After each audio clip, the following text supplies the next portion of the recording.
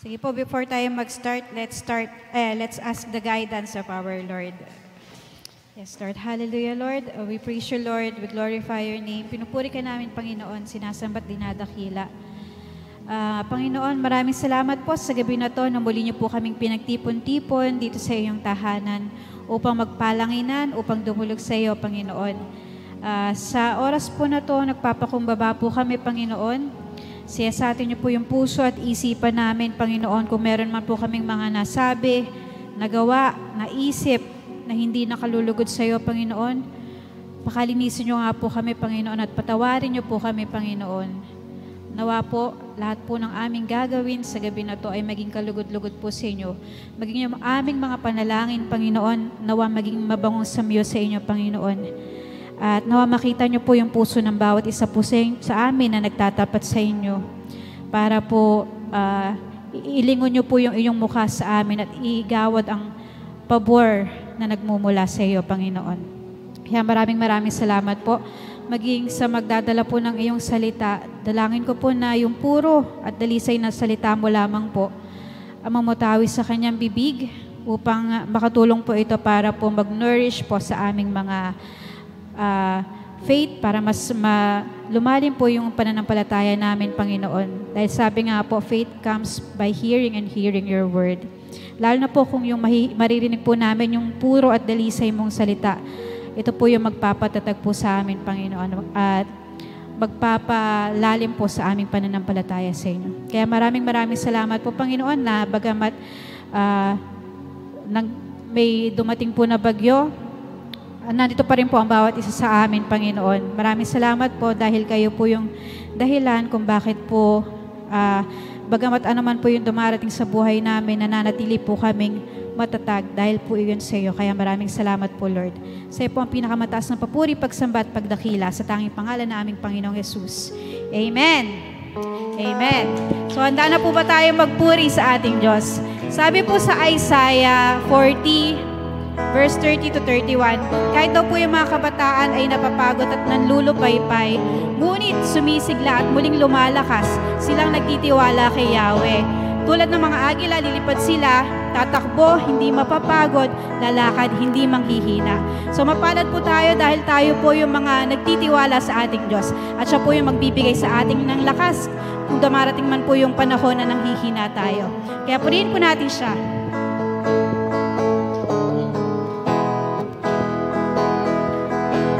Tatakbo, ngunit di mahahapo, lalakad, di mapapagod, maghihintay ng may tagumpay, pagkat pag-asa ko ay nasa iyo. Minsan pa, tatakbo, ngunit di mahahapo, lalakad, di mapapagod, maghihintay ng may tagumpay, pagkat pag-asa ko ay nasa iyo. Tulad ng agilay, paiilan lang nang may manibagong sigla.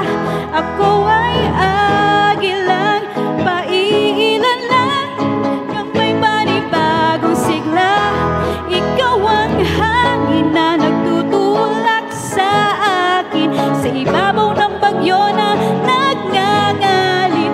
O Diyos, purihin ka sa panibagong sigla. Minsan pa po. Tatakbo, ngunit di mahahapo, lalakad, di mapapagod, maghihintay ng may tagumpay, pagkat pag-asa ko ay nasa iyo. Tatakbo, di mahahapo, lalakad, di mapapagod, maghihintay ng may tagumpay, pagkat pag-asa ko ay nasa iyo. Tulad ng agilay, paiilan lang nang may panibagong sigla.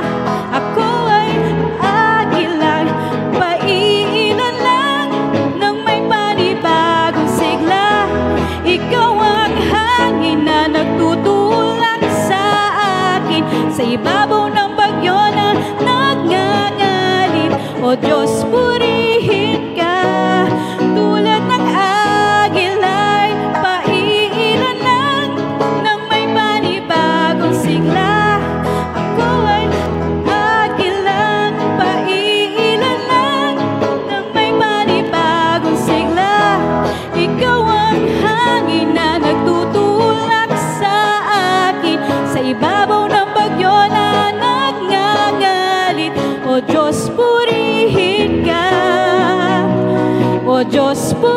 purihin ka. O Diyos, purihin ka.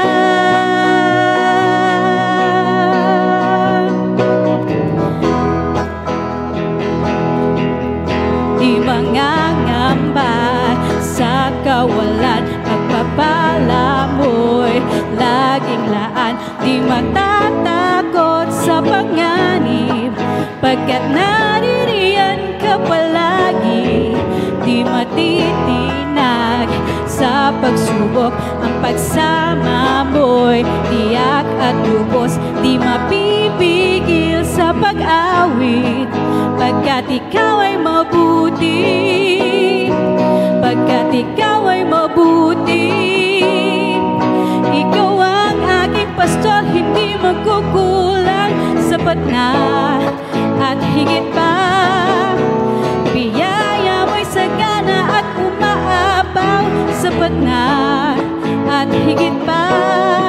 Sapat na sa lahat kong pangangailangan.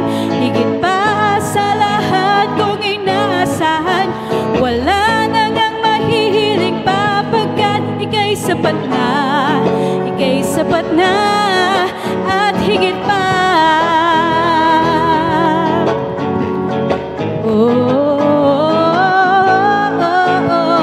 Minsan pa po. Di mangangamba sa kawalan, pagpapala mo'y laging laan. Di matatakot sa panganib, pagkat naririyan ka palagi. Di matitinag sa pagsubok, ang pagsama mo'y tiyak at lubos. Di mapipigil sa pag-awit, pagkat ikaw ay mabuti. Pagkat ikaw ay mabuti. Ikaw ang aking pastol, hindi magkukulang. Sapat na at higit pa. Biyaya mo'y sagana at umaapaw. Sapat na at higit pa. Sapat na sa lahat kong pangangailangan. Higit pa sa lahat kong inaasahan. Wala na ngang mahihiling pa, pagkat ika'y sapat na. Ika'y sapat na. Ikaw ang aking pastol, hindi magkukulang. Sapat na at higit pa. Biyaya mo'y sagana at umaapaw. Sapat na at higit pa. Sapat na sa lahat kong pangangailangan. Higit pa sa lahat kong inaasahan. Wala na ngang mahihiling pa, pagkat ika'y sapat na. Ika'y sapat na. Ikaw ang aking pastol, hindi magkukulang. Sapat na at higit pa. Biyaya mo'y sagana at umaapaw. Sapat na at higit pa. Sapat na sa lahat kong pangangailangan. Higit pa sa lahat kong inaasahan. Wala na ngang mahihigit pa, pagkat ika'y sapat na. Ika'y sapat na. Wala na ngang mahihiling pa, pagkat ika'y sapat na. Ika'y sapat na. Wala na ngang mahihiling pa, pagkat ika'y sapat na. Ika'y sapat na at higit pa.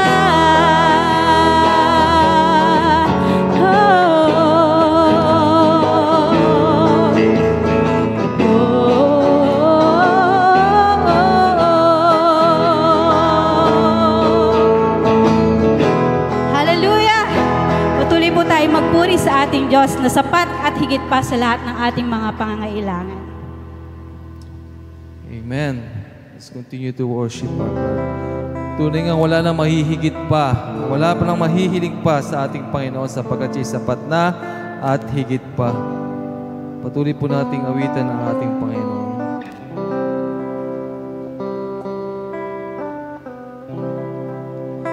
Salamat sa iyo,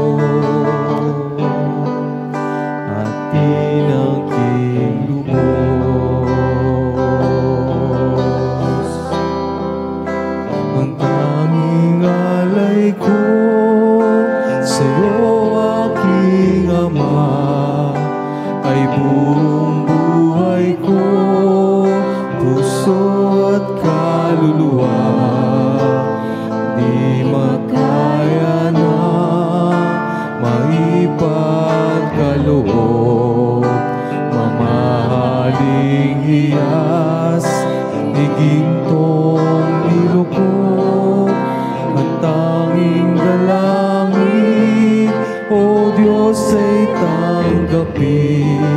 Ang tanging alay ko, nawa ay gamitin.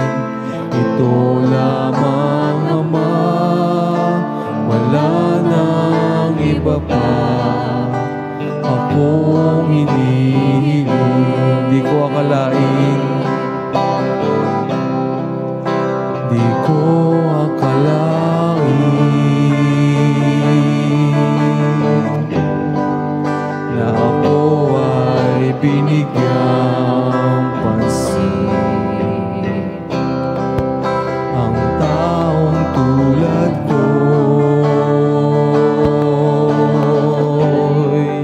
di dapat mahalin. Ang tanging alay ko sa'yo, aking Ama, ay buong buhay ko, puso at kaluluwa. Di kaya na maipagkaloob, mamahaling hiyas ni gintong silukod. Ang tanging dalangin, O Diyos ay tanggapin. Ang tanging alay ko, nawa ay gamitin. Ito lamang, Ama, wala nang iba pa akong hinihiling. Aking hinihintay, aking hinihintay ang iyong pagbabalik, Jesus. Ang makapiling kay, makapiling ka, maggalak ang lubos, maggalak ang lubos. Tanging alay ko, ang tanging alay ko sa'yo, aking Ama, ay buong buhay ko, puso at kaluluwa. Kaya na maipagkaloob, mamahaling hiyas ni gintong nilukod.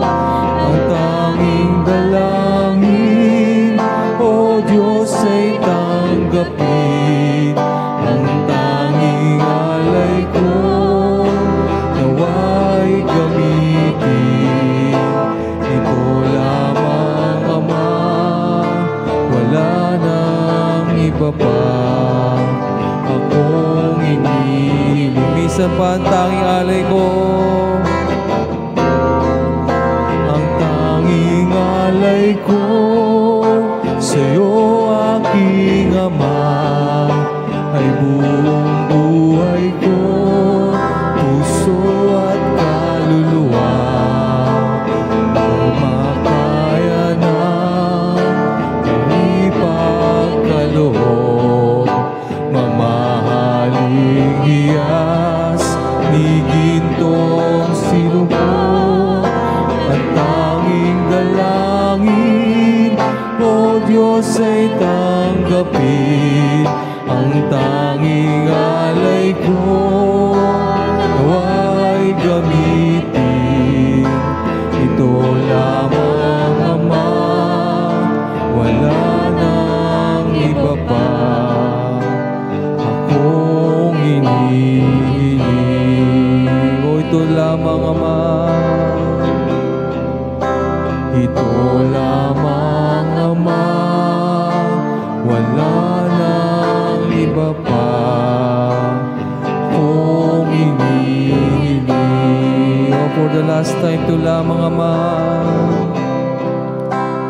ito lamang Ama, wala nang iba pa kung hinihiling.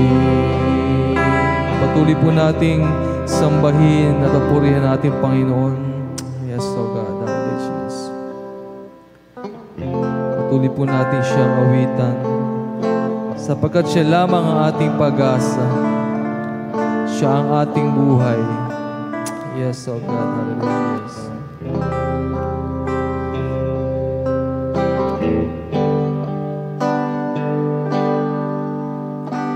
Ikaw ang pag-asa ko, tanging ikaw ang buhay ko, Jesus.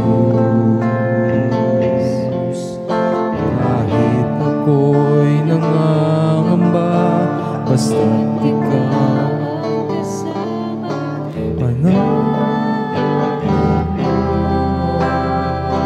ikaw ang sasambahin. Ikaw lang ang sasambahin, paligid man ay magdilim, Jesus. Kahit may suliranin man, iyong maawitan, ikaw lamang, kahit kailan, kahit kailan,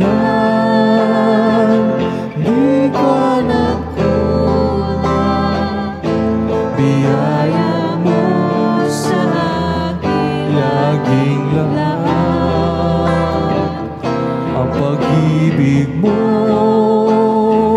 sa akin walang hanggan, inibig mo ako noon, pamamisat pa kahit kailan, kahit kailan, di ka nagkulang, biyaya mo sa laging lahat, ang pag-ibig mo sa akin walang hanggan, inibig mo ako noon pa man.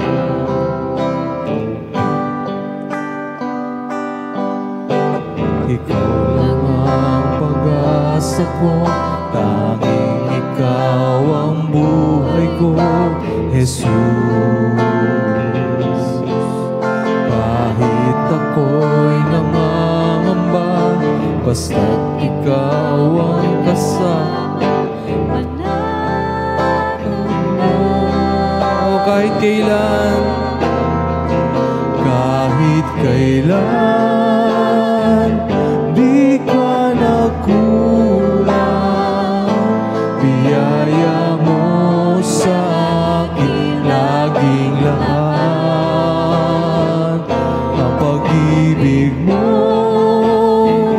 sa akin walang hanggan, inibig mo ako noon pamao, kahit kailan, kahit kailan,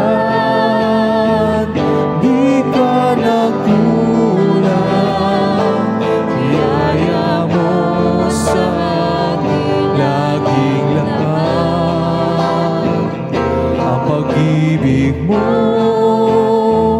sa akin walang hanggan, inibig mo ako noon paman, inibig mo ako noon paman, inibig mo ako noon paman, for the last time, inibig mo ako, inibig mo ako noon paman. Yes, O Lord God, tunay nga pong inibig mo kami noong paman, O Lord God. Salamat sa iyong pag-ibig, O God. Yes, O Lord, hallelujah. Kahit kailan di ka nagkulang, O God, hallelujah. Yes, O Lord. Thank you, Jesus. Thank you, O God. Yes, O God. Thank you, Lord. Salamat po ng marami. Sabay-sabay po natin palakpakan po ang ating Panginoon. Yan, amen. Hallelujah. Thank you, Lord. Thank you, Lord. Salamat po, Panginoon. Ayan, puri. Sige po, tayo po makakaupo na. Ayan, salamat po sa Panginoon sa gabing ito at tayo po'y darako sa ating patotoo at ako po'y naniniwala na marami pong excited at talaga pong narito para ibalik sa ating kapurihan natin ang kapurihan sa ating Panginoon. Ayan, salamat sa Panginoon. Nandiyan po si Brother Luisito na muli po nating nakasama. Palakpakan po natin ang ating Panginoon. Ayan, sa buhay ni Brother Luisito. Ayan, purihin po. Ayan. Una po, ako nagpapasalamat sa ating Panginoon at hindi ko po akalain po ako yung makakanta kahit papaano. Ako po talaga magpapabunot ng ngipin kaninang umaga at biglang nag-flash, magsusonglid ka mamaya. Hindi ko po tinuloy yung pagbabunot ng aking ngipin. Tapos po, ang maganda, noong 6 p.m. or before 6 p.m., ako po'y sinipon. Nagbara ang aking ulong at tumutulong ang aking mga hindi makontrol, hirap pong kumanta. At purihin po ang Panginoon sa buhay ni Brother Bernard. Ginamit siya para bigyan ako ng candy na snow bear. At hindi ko ina-expect na guminhawa ang aking pangiramdam at nawala ang bara na aking mga ilong. Ayan po, kaya natuloy po ang aking pag-song lead. Kaya maraming salamat po sa ating Panginoon at even yung mga muli salamat sa Panginoon dahil lugar natin talagang hindi po binabaha.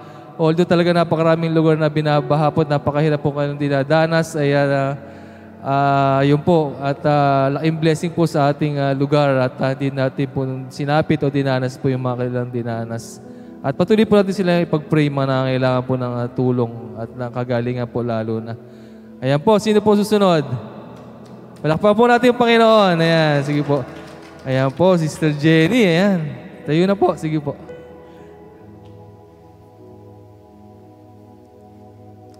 Sobra akong excited. Halos hindi yata ako nakakatulog para lang maalala ko yung pagpunta ko ngayong araw na to. Dahil iniisip ko kasi kung, di ba, naalala niyo yung sinabi ko sa inyo na humingi ako sa inyo ng prayer request na sabi ko ay merong test na binigay sa akin ng Lord. Di ko alam kung ngayong araw na to o this week lalabas na yung result. Kaya sabi ko sa Lord, di ba, Lord, kung di pa lalabas yung result, basta malaga, magte-testimony pa rin ako sa'yo. Kasi, basta yun ang nasa isip ko, yun ang sinabi ko sa kanya. Hindi ko alam kung paano ako magsisimula. Basta natutuwa ako, tuntuwa ako sa ginawa ng Lord sa buhay ko. October 8, nung ako'y inopera. 2019 muna. 2019 kasi ko nagkaroon ng sakit na, hindi ko masabing sakit or hindi ko masabi, pero sasabihin ko dahil okay naman na parang sa breast yung bukol. So, syempre, 2019 yon, pandemic yun eh.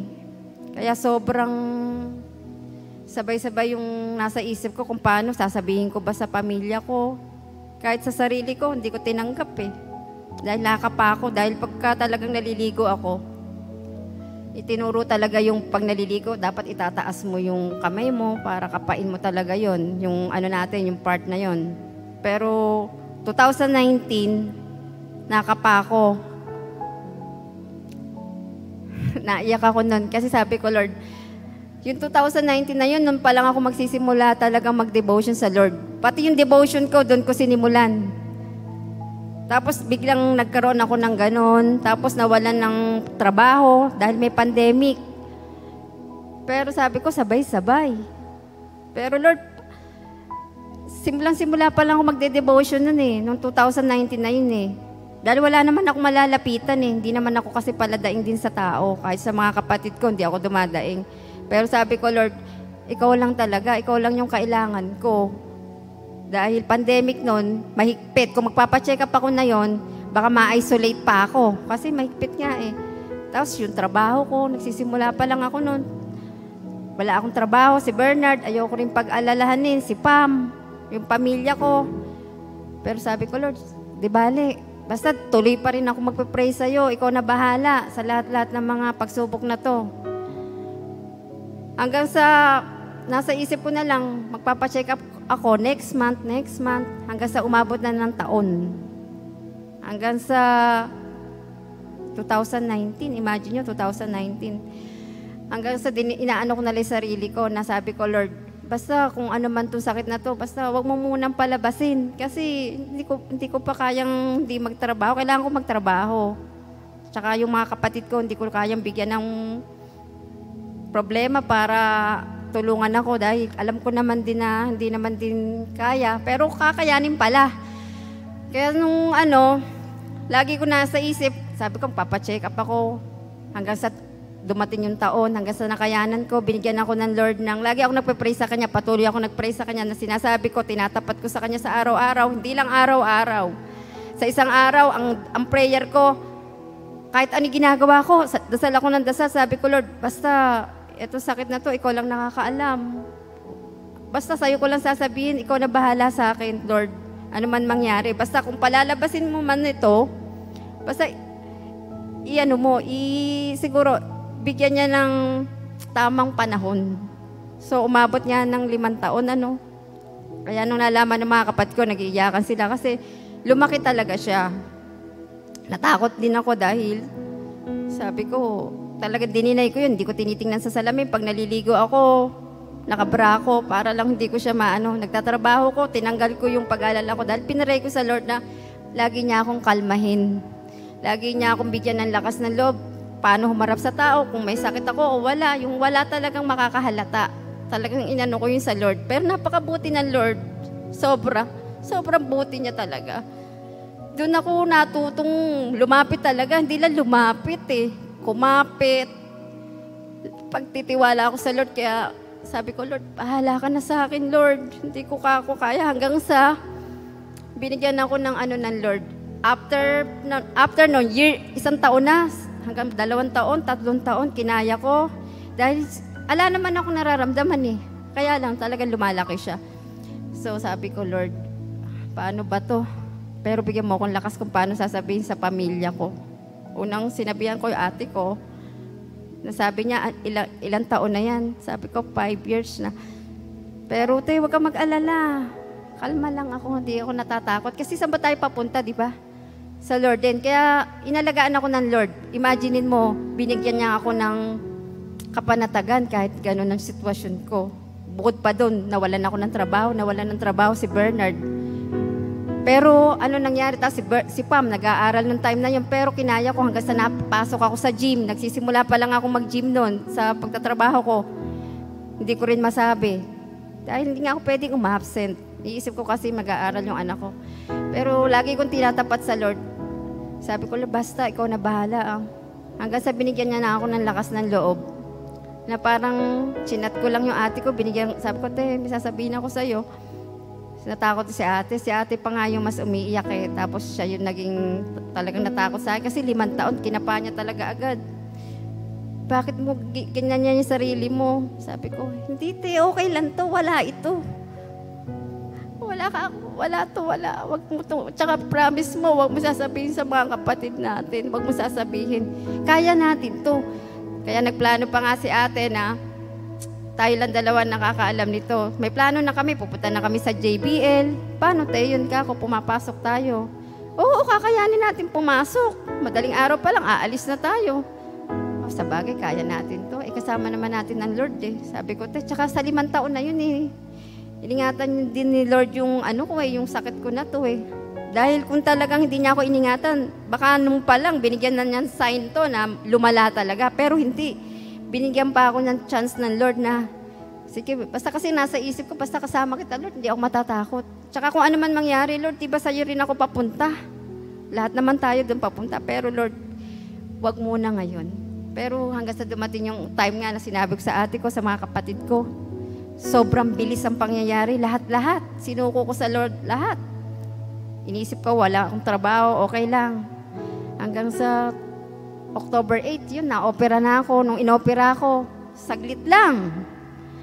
Hanggang sa susunod na namang alalahanin ko, yung biopsy, syempre. isang alalahanin doon. Pero hindi pa rin ako nag-aalala. Yung nagtataka nga ako sa sarili ko eh. Sabi ko, Lord, ano ba to, para bang may sakit na ba ako sa isip? At ganun, parang lagi pa akong panatag. Pero iisip ko, sabi ko, Lord, talaga ikaw napakabuti mo. Kaya nga yung life verse ko talaga, Awit 23 verse 1. Kasi yung Awit 23 verse 1, si Yahweh ang aking pastol, hindi ako magkukulang. Talaga hindi niya ako pinagkulang. Sobra.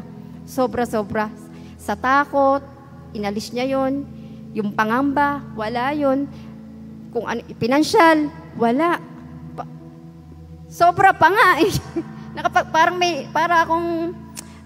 Kaya nga kung babasahin nyo nga yung Awit 23 verse 1 hanggang 6, bagay na bagay talaga sa katayuan ko yun eh. Yun talagang mula sa simula, hindi ako pinagkulang. Lahat, hinanda niya. Yung pagpasok ko sa ospital, yung mga tao na ginamit niya, at saka yung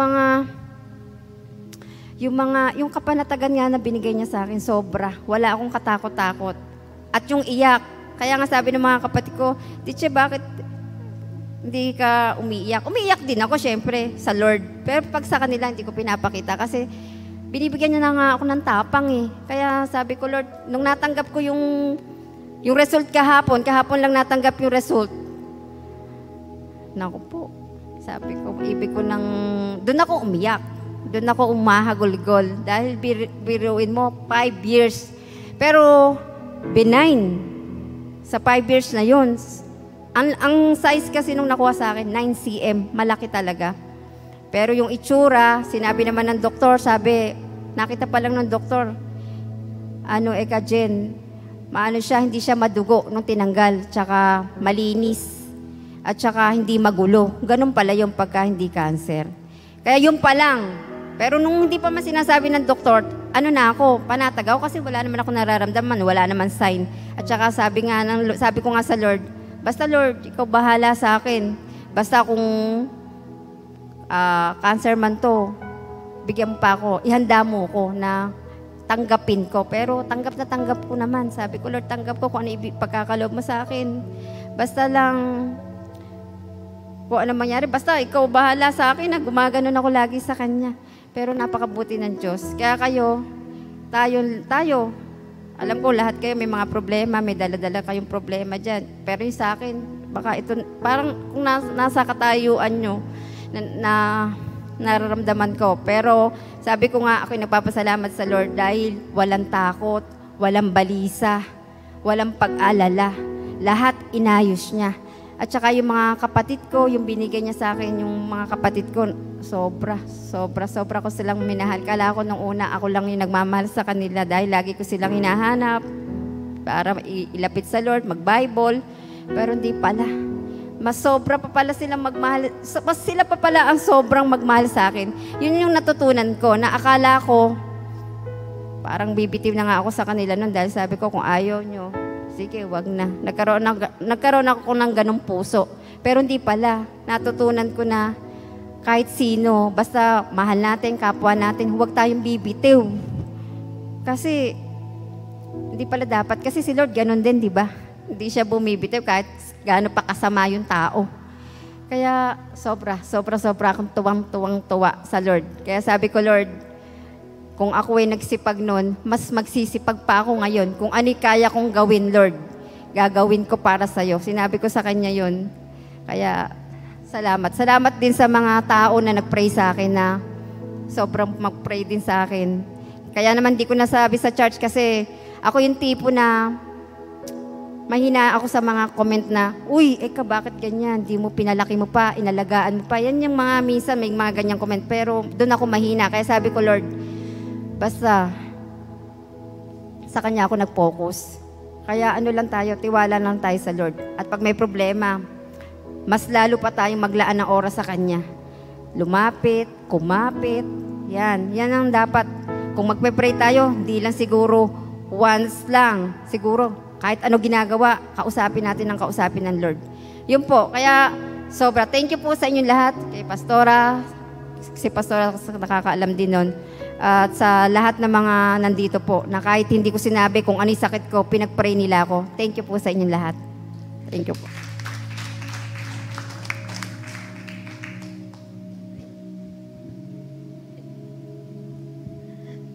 Alam po nyo, prayer works. Yung pagtanda natin, hindi tayo mapagkatulog sa gabi, di ba? Hindi tayo mapagkatulog. Aminin ng lahat ng tumatanda. Kahit yung nagdadrive sa akin, sabi sa akin, nakakatulog po ba kayo sa gabi? Siya, 55 years old. Bakit po, Manong? Kasi ako hindi ako mapagkatulog sa gabi. Sabi ko, ay ganun po ba? Kasi nga, tumatanda. Ako lang po ba yun?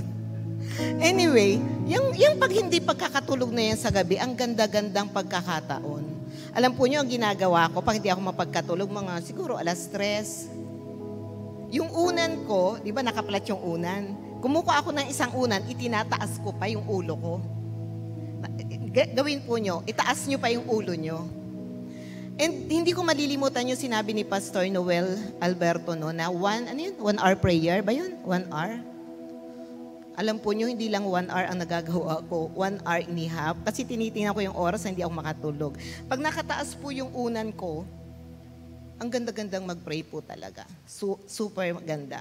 Isa po sa pinag-pray ko, nito lang week na to, yung, to be honest, gusto ko po madelay.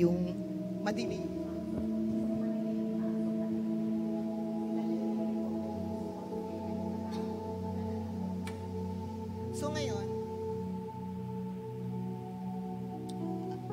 may conflict sa schedule ko pala. Nag-schedule ang BIR na magmi-meeting kami sa Manila. Nakiusap ako kay Sister Gren na i-proxy niya ako dahil may board resolution naman naka-issue sa kanya. Hindi po siya pwede. So, with all my heart, sabi ko, sige Sister Gren, ako ang a-attend. But in my heart, I am praying. In whatever reason, hindi ito matutuloy. In whatever reason. Alam po nyo, kaya nga nung isang umaga, sabi ko nakakaiyak. Di ngayon, kahit na I'm praying na hindi matutuloy, ba't kailangan natin maging handa? Parang si Sister Jenny. Kailangan ka maging handa. Diba? Although you have the desire in your heart. Alam kong aalis si Sister Marilyn ng Tuesday, puntang Cebu, dahil nagpaalam siya nung Sunday, pati sa inyo, di po ba? Ewan ko, in my heart, na-share ko lang, sabi ko, Sister Marilyn, may hearing yata ng Thursday. Siguro after, hindi ko alam kung a day, sinabi ko sa kanya Tuesday. After a day, sabi niya, Pastora, hindi na ako tutuloy saan yun? Sa Cebu. Bakit? Ipagdadrive kita. Naku, Sister Marilyn, wag naman. Dahil naikwento po niya sa akin na gusto nung anak niya, pumunta na sila ng Cebu. Sabi daw, anong ginagawa niyo? Pumunta na kayo ng Cebu. Ayusin ang problema. Ito ang pera. Ay, naku, Sister Marilyn, wag naman. Nakakahiya naman. Wag. Nahiya ako kay Brother Felix at kay Doktora Maan. Hindi, Pastora, sasamahan kita. Imumove ko yung pagpunta ko sa Cebu. Sabi ko, kakatuwa naman, nakaka-touch. Super touch po ako sa mga ganun na mga bagay na nagsasakripisyo. So in short, in my heart, kahit po sabihin na may sasama, I'm still praying, hindi ito matutuloy. Kasi nga, may conflict sa schedule ko eh. Pero hindi ako nagwo-worry. Ang sa akin, kailangan kong harapin. In short, si Attorney Mark, Attorney, matutuloy ba yung hearing? Tuesday, Wednesday, hindi sumasagot. Ito na, pagdating ng Wednesday, cancel na ang government, di ba? Sabi ko, sana bukas. Hindi ko na sinabing ipagpatuloy ang bagyo. Parang sabi ko, sana bukas ganun din. Yun na nga po ang nangyari, diba? Na-cancelled ang hearing. Sabi ko, talagang prayer works. Kasi since last week, pinag-pray ko na po. Kasi nga, hirap na hirap ako. Ang dami kong trabaho. Hindi ko pa alam kung paano ako magpapaalam sa boss ko. Actually, hindi ako nagpaalam eh. Kasi nga, in my heart, I was praying. Hindi ito matutuloy. But, yon. Kaya sabi ko, ang ganda talaga. Ang ganda talaga pag talagang, yung talagang prayer works. Nakakatuwa po. Yun, ugaliin po nyo, yung mga tumatanda-tanda dyan, na samantalahin po natin yung pagkakataon pag hindi tayo makatulog. To be honest, ang dami-dami ko pong naipag-pray sa 1 hour in sabihin ko, sino pa? Ano pa? Ang dami kong ang daming tao. Ito po, ang daming tao na nalalagay sa puso ko. Sabi ko, ang ganda-ganda naman yung hindi ko pagkakatulog, dito pala napunta. Naging productive. Hindi fruitful kasi puyat ako. Minsan tanghali na ako nagigis. Kasi nakakatulog ako ng 6:00, alanganing oras. Hindi, parang hindi normal. Pero okay lang sa akin na hindi normal. Ang mahalaga, sabi ko, yun, nung ko pa hindi ni Sir sabi ko, yung sinabi ni Pastor Noel na 1 hour prayer, sandali lang yun sandaling-sandali, pero ba't hindi namin magawa? Noong una, after nung mag-preach siya, ginagawa ko, nawawala na naman, nawala. Sabi ko, pero pag naisip ko, nagigilty po ako. Pero ngayon, hindi na ako nagigilty talaga. Kasi, ayun, yun na po yung time ko na nag-aaral ako, nagbubukas ako ng Biblia, nagbubukas ako ng ilaw. Ang ganda-ganda po talaga. Kaya yun, to God be all the glory po sa kabutihan ng Panginoon.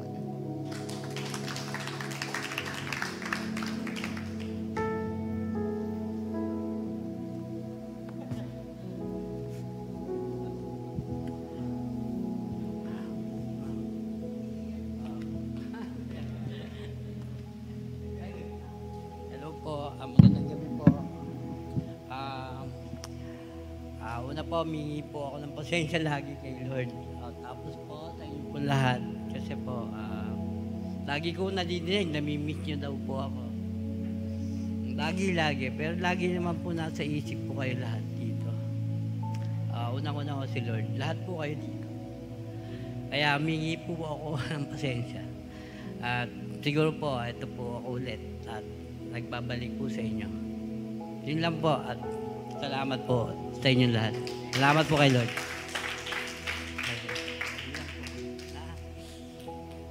Salamat po. Salamat po, Pastor. Magandang gabi po sa bawat isa. Salamat sa Panginoon, ina-expect ko konti. Kasi sabi ko umuulan, mukhang konti. Pero na-amaze ako kasi marami po tayo ngayong gabi. Ibig sabihin talaga wala sa panahon, no? Kung bakit ang mga anak ng Diyos dito sa Gios pumupunta sa kanyang tahanan, kundi yung desire natin pare-pareho na i-meet ang Panginoon through prayers. Tayong lahat ay yumuko at manalangin. Mapagpalang Ama sa langit, salamat po sa gabing ito. Thank you, Lord God, for your presence. Thank you, Lord God, for your goodness, Lord. In spite of the weather, you're still God. Though may mga nasalanta sa labas, sa iba't ibang lugar dito sa Pilipinas, pero yung pagka-Diyos mo ay hindi nagbabago.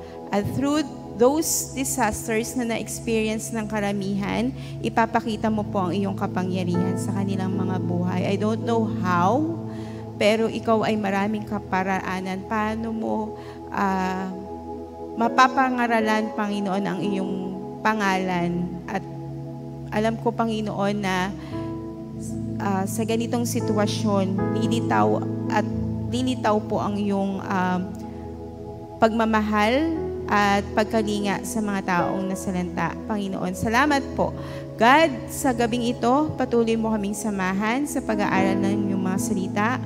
Whatever your words, Lord God, whatever message that you want to deliver in our midst, Lord, tulungan mo yung puso namin na mag-receive. Tulungan mo ang puso namin, Panginoon, na i-absorb kung ano man yung mensahe na nais mo iparating sa bawat isa. To you all the praise, honor, and glory in Jesus' name. Amen. Sige po, tayo ay magsimula na. 7:52 sa aking cellphone. Sama-sama po natin basahin. Wala po akong PowerPoint. Pakibuksan niyo po inyong mga Biblia. Jeremiah chapter 33 verse 3. Isang verse ang kukuhanin natin, pero kahit matapos po ang gabing ito, hinihiling ko po sa inyo na basahin niyo po at basahin po natin ang Jeremiah. Napakagandang book sa Bible. Okay, Jeremiah chapter 33 verse 3. Sabi po dito, "Call to me, and I will answer you, and tell you great and unsearchable things you do not know." Di ba ang ganda ng verse? Very personal. Sige po. Book of Jeremiah. Jeremiah is one of the major prophets po na ginamit ng Panginoon during the Old Testament. Pag sinabing major prophet, may mga minor po kasi. Minor prophet. So si Jeremiah, para siyang si Isaiah, no? Tama ba? Yun yung mga major prophet na dinaluyan ng Panginoon ng kanyang mga mensahe sa Israel.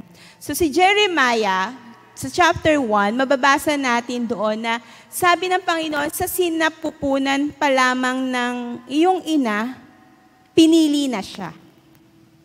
No?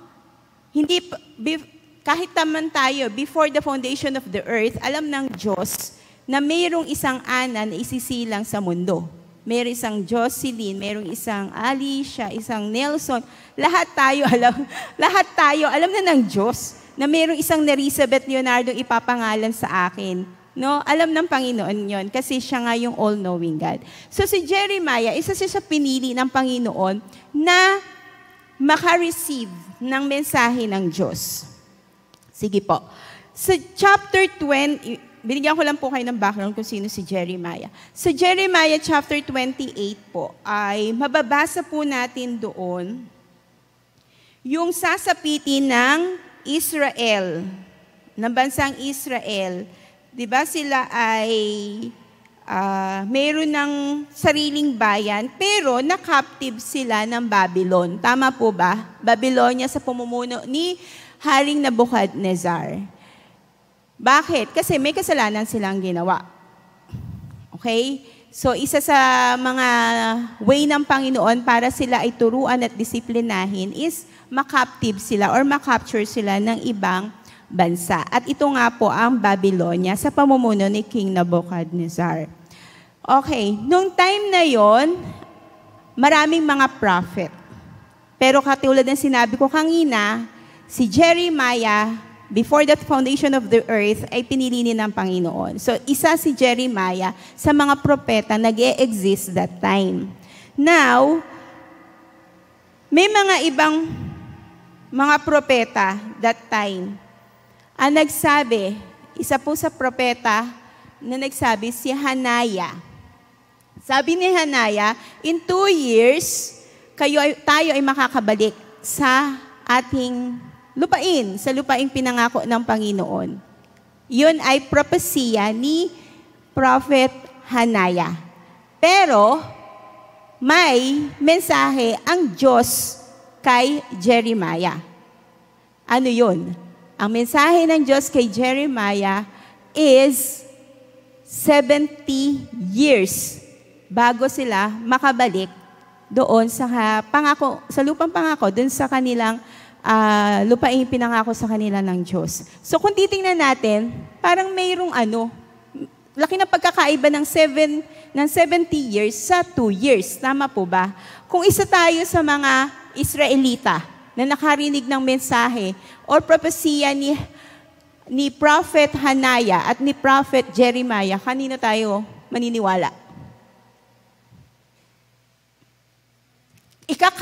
Kinaptive tayo ng ibang bansa, dinala tayo sa bansa nila. Yan yung time nila Daniel. Naalala niyo po, nung mga kabataan, tsaka yung mga kaibigan ni Daniel, pumunta ng Babylonia, na-captive sila, gusto silang pakainin ng mga pagkain ng Babylon, inahain sa hari. Yun yung gusto nung panahon na yon kasi ititrain sila.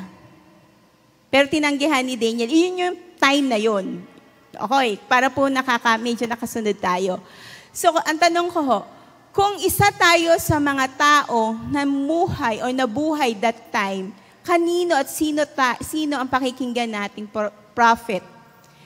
Maniniwala ba tayo doon sa propeta nagsabi na in 2 years na ibabalik tayo ng Diyos dito sa ating lupain. Pero meron isang propeta ang sabi, 70 years ang sinabi ng Panginoon. Kanino tayo maniniwala? Sa 2 years, di ba? Kung hindi tayo nakakapakinig directly ng mensahe ng Panginoon, 2 years. Ikaw ba na maibahagin sa ibang bayan? Ano nung mangyayari sa'yo? Alipin ka, di ba? Dehado tayo kasi ibang lugar yon, iba namumuno doon, dayuhan tayo. Siyempre, ang gusto natin, in 2 years, makabalik tayo doon sa ating tahanan talaga. Pero, sabi ko nga, merong false prophet tsaka may totoong propeta. Na dapat tayo ay maging sensitive doon sa mga nagbibigay mensahe sa atin kung ito ba talaga ay galing sa Diyos o hindi. Or galing lang sa sarili nilang karunungan. Minsan nakaka-impress, di ba? Kapag ang ibibigay at ihahain sa atin, yun lang mga pagkain na gusto natin. Yung mga pagkain na makakasiya sa atin, yung pagkain na alam natin magbe-benefit tayo. Pero kapag ang inihahain sa ating mensahe or pagkain ay hindi natin gusto, minsan may pagtuturo, may pagtutuwid, o minsan naman parang ang haba ng proseso bago natin matutunan. Siyempre, bilang tao, ang gustuhin natin yung madali. Okay? Bakit ko ito sinishare? Kasi gusto ko po na sabay-sabay tayong mapag-aralan paano tayo nakarating sa Jeremiah chapter 33 verse 3 na call unto me and I will answer you and show or tell you great and wondrous things you do not know. Kasi po, si Jeremiah, familiar po ba kayo sa Jeremiah 29 verse 11? For I know the plans I have for you. Yan, gustong-gusto natin kino-quote kasi very positive. Plans to prosper you and not to harm you. Plans to give you hope and good future. Sino tatanggi doon? Ang ganda ng verse. Di po ba? Pero kung pag-aaralan po natin, nasa ang sitwasyon ba ang Israel that time? At nasa ang sitwasyon si Jeremiah nung na-receive niya yung verse na ito. Si Jeremiah ay nasa prison. Nasa kulungan. Bakit? Sino ba yung doon? King nila? Yan ang letter H eh. Hezekiah, basta letter H siya. That time. Na lang search. Jeremiah 28 po iyon. Na ipinagkaloob sa kanya ng Panginoon yung mensahe na yun. Nasa gitna siya ng hirap. Di ba? Nasa gitna siya ng kulungan. Tapos makaka-receive ka ng ganitong mensahe, for I know the plans I have for you, plans to prosper you and not to harm you. Nasa gitna nga siya ng kagipitan eh. Parang siya doon, yung nililitis siya doon. Bakit? Nagbigay siya ng mensahe coming from the Lord doon sa hari na yon na sila ay makakaptive na ibang nasya. Pero dahil hindi naniwala sa kanya, parang lumalagay siya yung false prophet that time. Kung ikaw si Jeremiah at naka-receive ka ng ganitong mensahe at nandun ka sa sitwasyon na yun, 100% kaya ay paniniwalaan natin? 100% kaya paniniwalaan natin? It depends on our relationship with our Lord Jesus Christ. Tama po ba? Pero dahil si Jeremiah, si Prophet Jeremiah ay mayroong pagkakilala sa Panginoon. I don't know kung gaano kalalim, pero alam ko, kilala niya si God. Alam ko na meron siyang connection kay Lord, nakaka-receive siya ng mensahe from the Lord. Iyon yung nagbigay lakas loob sa kanya na ipagpatuloy kung ano yung tinanggap niyang calling sa Panginoon, and that is to send message to the Israelites. Okay? Second time na naka-receive, panibagong pagkakataon na naka-receive siya sa Jeremiah 33 verse 3, call to me. Dito tayo mag-dwell. Instruction ng Lord kay Jeremiah, call to me.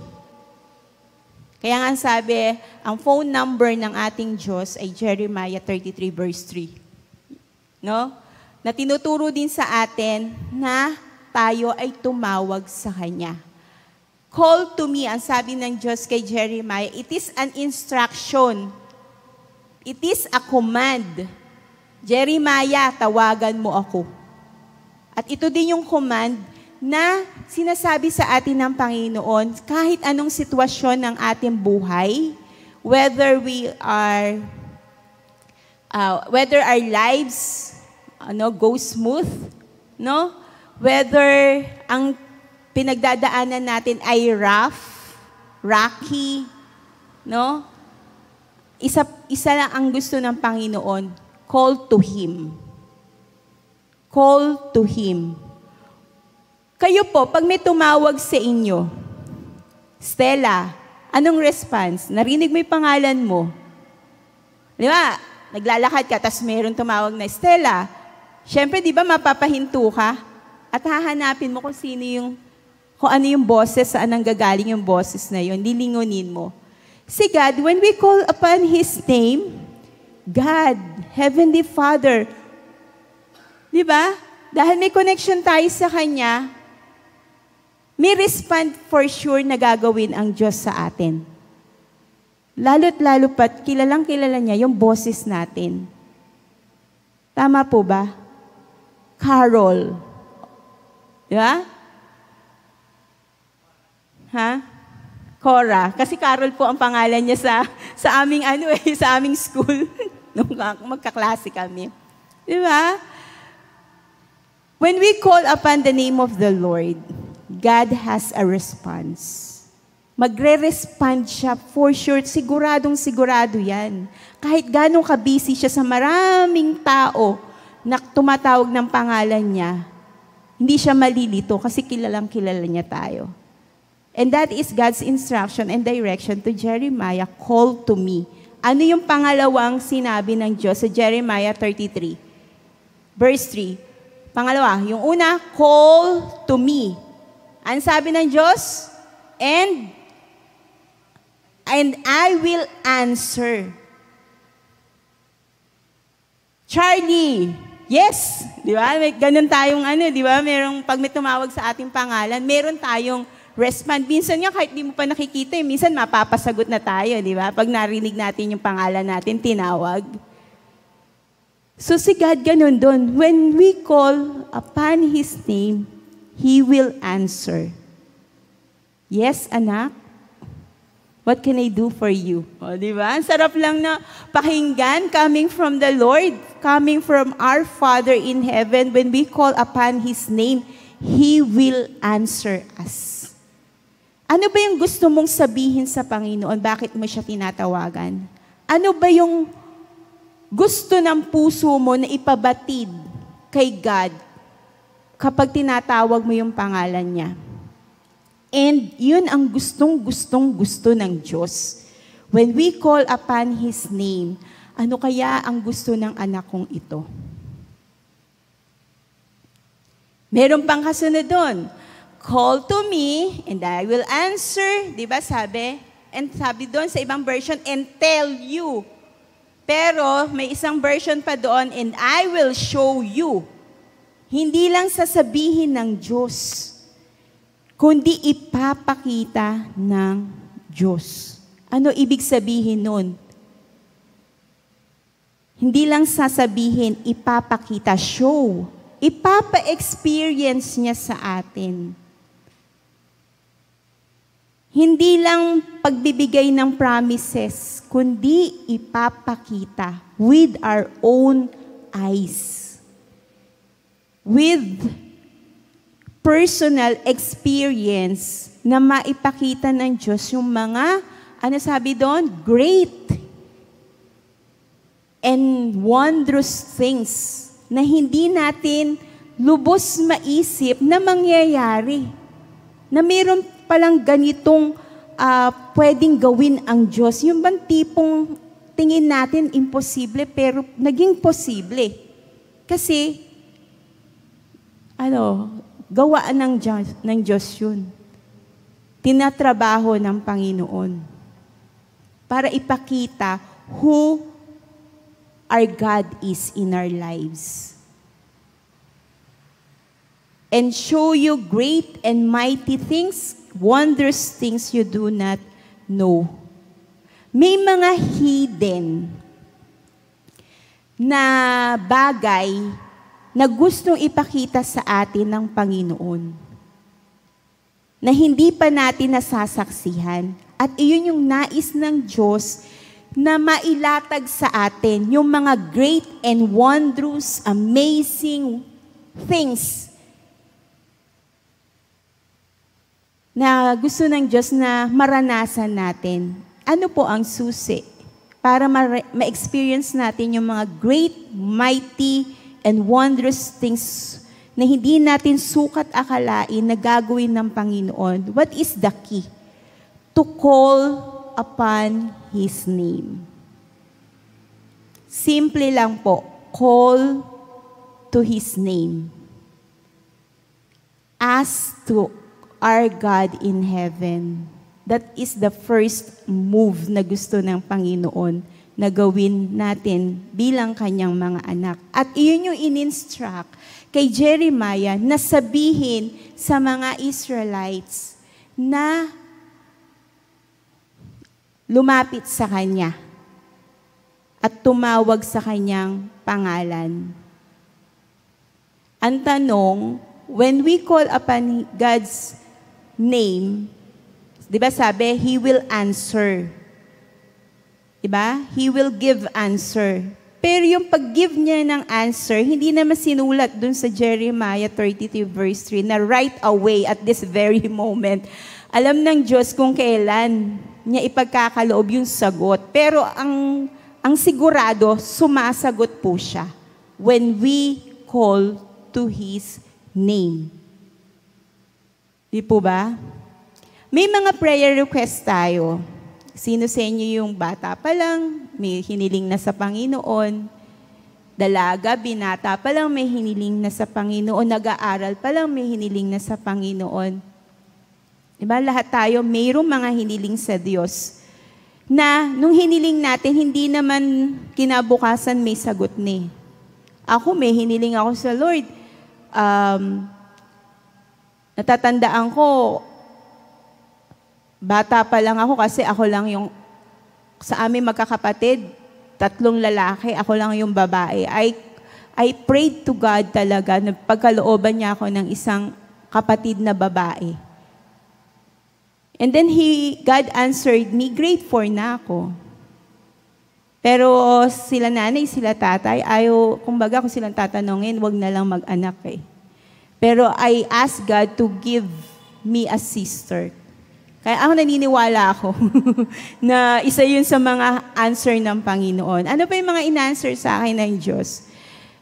Ayon, yung tinitirhan namin, bata pa lang ako, nakamulatan ko na yun every time na may papagawa tatay ko, nanay ko ng bahay namin, may madadagdag, lagi na lang may umuuwi at nagsasabi, ba't kayo nagpapagawa ng bahay? Hindi yun sa inyong lupa na yun. Yung mga ganon, kinamulatan ko po yun. I started praying to God.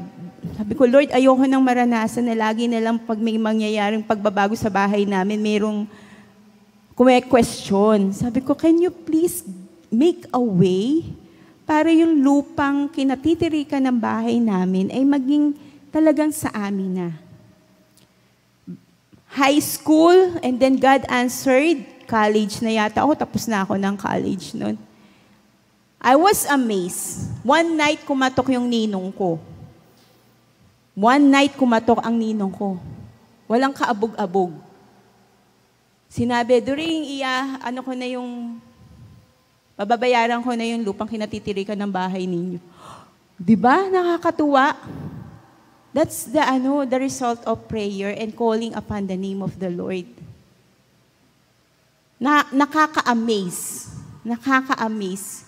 Sino magsasabi, ibebenta sa amin yun, nakaplano na sa kanila para yun sa kanyang mga anak. Pero, gumawa ng kaparaanan ang Panginoon kung paanong naging, kumbaga, napasa pangalan ng nanay at tatay yung kanilang tahanan. Kaya I praise God talaga. May mga prayers tayo na ibabad natin sa panalangin, hindi man ngayon, bukas sa isang buwan ang sagot, pero sigurado tayo ang Diyos ay tumutugon. At para yon sa ikabubuti nating lahat kasi ang mga anak niya tayo. Ganun ang ginawa ng Panginoon sa Israel. Di ba? They call upon the name of the Lord. Pero it took 70 years na makabalik sila sa kanilang lupain. Ang sabi ng Panginoon sa kanila, through Prophet Jeremiah, habang kayo ay nandoon sa Babylonia at nasa pamumuno ng isang evil government or kingship na si Nebuchadnezzar, ang instruction sa kanila is magpatuloy sa buhay, maging productive. Hindi ibig sabihin dayuhan sila doon ay magiging unproductive na sila. Ang turo sa kanila at instruction sa kanila ng Diyos, maging produktibo ang kanilang mga buhay, mag-asawa, magkaanak, magpayaman. At iyon ang ginawa nila. Through them, na-bless yung lupain ng Babylonia. At kasabay sa pag-bless ng Babylonia, na-bless din yung buhay nila. Kasi isa sila sa mga nagtatrabaho sa lugar na yon. So kung makikita natin, the presence of the Lord is with them kahit nasa ibang lugar sila. Okay? Tayo po, mayroon tayong iba't ibang sitwasyon sa buhay. Yung iba, empleyado, di ba? Meron doon na nakakaranas na parang feeling natin, parang unfair naman. Trabaho ang trabaho, sobra-sobra oras na ginugugol ko sa trabaho. Tapos, parang abusive yung may-ari. Pero ang sabi ng Panginoon, stay ka lang dyan, hindi tulog ang Diyos, lagi siyang gising na nakatunghay, pagpapalain ng Panginoon ang buhay mo doon sa akala mo parang uncomfortable ang sitwasyon niya doon sa trabaho na yon. God will bless His children, magiging prosperous yung lugar o pinagtatrabahuhan niya, and God will also, through those blessing na natatanggap ng amo niya, mabibless din siya kasi anak siya ng Diyos. Mga Israelites, sabi nga nila, naka-scattered daw po yung mga Israelites na yan eh. Tapos, nag-i-invest sila sa iba't ibang bansa. Ito po ay nabasa ko lang ha. Good investor daw sila. At bawat hinahawakan nilang business, talagang binibless ng Panginoon. Kung di ba, nasa sa Laos, kahit saan hindi lang yung mga first class or na mga bansa, even the third world country, kapag meron silang investment to, nagpina-prosper talaga ng Panginoon. Why? Kasi yun yung promise ng Lord dun sa kanilang mga ninuno kay Abraham, Isaac, Jacob pa. Until now, nararanasan pa rin ng mga henerasyon ng mga Israel ngayon. So, tayo, ganun din po. No? Bilang mga anak ng Panginoon, God will also bless us kung saan tayo naroroon. Merong mga visible na blessing, obvious. Meron din naman mga blessing na natatanggap tayo na hindi napapansin ng ibang tao, pero we are blessing talaga sa kanila. Kasi, kung ikaw ay isa sa mga nanalangin, doon sa pinagtatrabahuhan mo, kailangan po ba na ipangalandakan at dinadalangin mo sila? Di ba hindi naman si God yun that is your commitment to the Lord So, hindi ka man napapansin na ikaw ay, tawag doon, nag-e-excel sa kung anumang standard meron sila. Pero in the eyes of God, alam mo yung commitment mo for your work is there, and you are faithful to your calling, kung bakit ka nandoon, God will also bless us. No? So, it's a matter of heart din po. When we call upon the name of the Lord, kailangan sincere yung paglapit natin sa Kanyang paanan at sa Kanyang pangalan.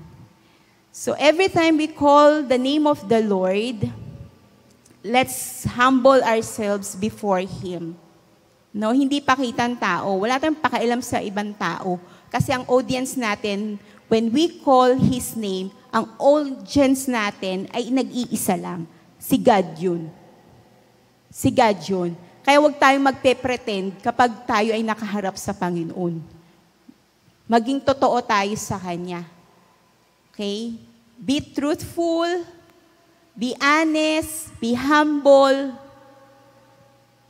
when we are in God's presence. At iyon yung ginawa ni Jeremiah, na itinuturo din po sa atin sa mga oras na ito, na every time we call upon the name of the Lord, lumapit tayo with sincere heart and expect that God will show us great, mighty, wondrous, amazing things na hindi natin sukat akalain. So, ano ba ang sitwasyon ng ating buhay ngayon? Ano ba yung kinakaharap natin ngayon? Na ako po ay nakakaramdam kay Sister Jenny. Yan. Kasi na-experience ko din yun. Mas malala pa nga eh. No? Nagkaroon ako ng operation since 25 years old ako hanggang nag-40, ano ba ako nung last na operation ko? 44 years old, 5 times. 5 times na experience ko yun. At first, I have so many questions. Bakit? Wala na nga akong asawa, nagkaroon pa ako nito. Sabi ko, sa loob ko sa Lord. Sabi ko, bakit po? Diba? 25 years old. Ganun din. Na-curious lang ako, napanood ko lang sa television, sabi ni Lorna Tolentino, mag-self-examine. Kasi medyo bata pa nga ako, sabi ko, ba't ba nasunod-sunod ko pa si Lorna Tolentino, nagka-self-examine tuloy ako. Nalaman ko tuloy, meron din. Pero, ang galing lang talaga ng Panginoon. No? Ang galing lang. Lahat ng operation ko, lahat ng result. Yung first, hindi ko pinabiopsy kasi tingin lang ng doktor. Katulad nung sinabi na, tingin lang nila, alam nila kung ano benign or malignant. So, it was benign. Tapos umulit siya after 9 years. Umulit siya again after 4 years. Umulit siya after 2 years. Sabi ko, Lord, paikli ng paikli. Baka paikli yung buhay ko. Sabi ko, Lord, baka paikli ng paikli yung buhay ko. Sabi ko sa Panginoon na yun. Tapos last na talaga, nag-decide na to remove na talaga. Para wala nang balikan. It was painful, emotionally, no? Diba? Ang hirap eh. At least nga ikaw, may isa kang anak. Sabi ganun. Pero, it really, painful as a woman. Pero ang galing lang talaga ng Panginoon. Sabi ko nga sa lahat ng operation ko, every time na magigising ako, hindi ko maintindihan yung sarili ko, umiiyak ako, na hindi ko alam kung saan nanggagaling. Pero in the last operation ko, hindi ko naranasang umiyak. Siguro, it's na talaga, God's way, na ipa-experience niya sa akin na kasi nung dati pag na-operahan ako, parang, nawawala yung confidence. That's one. Tapos, mas lalong lumiliit yung tingin mo sa sarili mo. Another issue na naman yun. Tapos, panghihinayangan mo, sana nag-asawa ka na lang. Sana nagkaanak ka man lang. At least mamatay ka man, meron kang maiwan ng isang buhay. Di ba? Pero hindi eh. Ang galing lang din talaga ng Panginoon. Sabi ko nga, every time may tatawag sa akin ng Nay, Mom, Mommy Beth, natutuwa ako kasi hindi man ako physically nagkaroon ng anak, pero meron naman nagko-consider na naging bahagi ako ng buhay nila na na naging nanay ako sa kanila. Alam mo yon? Kaya pag minsan nga sabi ko, meron akong isang estudyante na 3 years old pa lang siya. First student ko nung nandito ako. Yung may learning center, ang church. Nagkaanak na siya. Tapos in-invite niya ako na umattend nung dedication ng anak niya. Tapos alam niyo yung chat niya sa akin, yung last, punta po kayo, sama po kayo sa kanila. Yung last word na sinabi niya, punta po kayo, Teacher Betko. Very personal. At sabi ko, na-touch yung heart ko, may something na kumurot sa puso ko. Yung bang Teacher Betko, ibig sabihin, naging bahagi ka ng buhay niya. Yung ba parang pinoposes ka niya. Alam mo yun? Parang isa ka sa possession niya. Ang sarap sa feeling. So sabi ko, Lord, thank you so much. Thank you dahil dun sa mga bagay na yon, yung mga kinol ko sa iyo na akala ko ang answer ay yung ina-expect kong answer, pero hindi pala. Pero sinagot mo pa rin. Sinagot pa rin ng Panginoon yung prayers ko. So, sila yung mga nagiging way ng Panginoon para, alam mo yun, i-feel yung heart ko ng joy coming from the Lord. So tayo din, ano ba yung mga bagay na gusto natin na hilingin sa Panginoon na nais ng Diyos na i-call natin siya. I-call natin yung name niya, i-call natin yung attention niya, i-call natin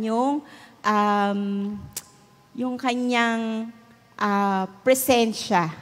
So sa gabi pong ito, yan, tayo ay magpe-pray. I don't know kung ano yung sistema ng program natin ngayong gabi.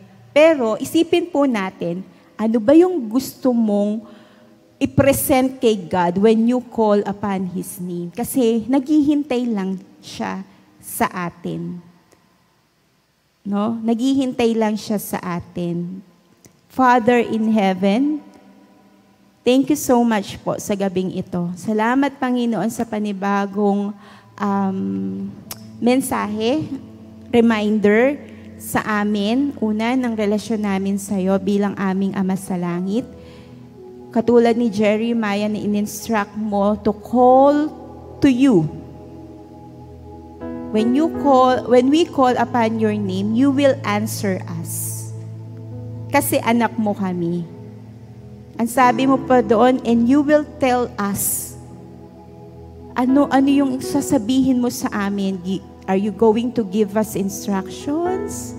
Are you going to remind us through your promises? Ang sabi mo pa doon, and show us great and mighty wondrous things na hindi namin sukat akalain. Lord, we are very excited. Very excited na ipakita mo sa amin yung mga bagay na hindi pa namin nakikita sa buong buhay namin. Meaning, you will allow us to experience those great and wondrous things. Panginoon, pakinggan mo po ang mga dalangin ng iyong mga anak sa gabing ito. Strengthen our faith. Strengthen our faith, Lord God. Dahil dito ka mapiplease. When we come before you, bit-bit namin yung pagtitiwala namin sa'yo. Thank you so much po, Panginoon.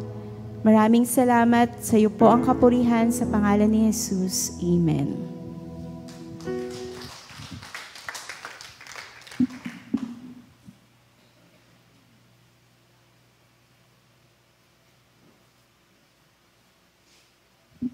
Sige po, tayo po ay magkakaroon ng corporate prayer inside and outside po ng ating church. So, mag-agree po tayo in